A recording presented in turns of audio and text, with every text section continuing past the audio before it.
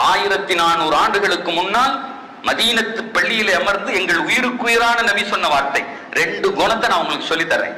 அதை மட்டும் நீங்க புரிஞ்சுக்கிட்டீங்கன்னா அது சொர்க்கத்துல கொண்டு உங்களை விட்டுரும். நான் அங்க வந்து பாத்துக்கிறேன். நாங்க சஹாபாக்கள் கேட்டாங்க, யார சொல்ல, உடனே சொல்லுங்க, எங்களுக்கு சொர்க்கத்தை விட நாங்க உங்களை பார்ப்போம் இருக்குல்லங்க.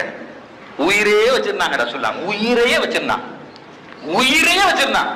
உடனே ரசூல்லா சொன்னாங்க, அது ஒண்ணு இல்லப்பா, ஒவ்வொரு தொழுகைக்கு பின்னாடியும் சுப்ஹானல்லாஹ் 10 தடவை ஓதி, அல்ஹம்துலில்லாஹ் 10 தடவை ஓதி, அல்லாஹ் அக்பர் 10 தடவை ஓதி. ஒரு செயலை செஞ்சா அல்லாஹ்வுக்கு 10 நன்மையை மறுமையில தருவான்.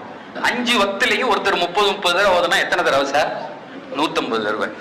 நம்ம கணக்குல 150 தடவை, அல்லாஹ் கணக்குல 10. அப்படியே 1500 உங்களுடைய மீசான்ல வந்துரும் சொல்லிட்டாங்க.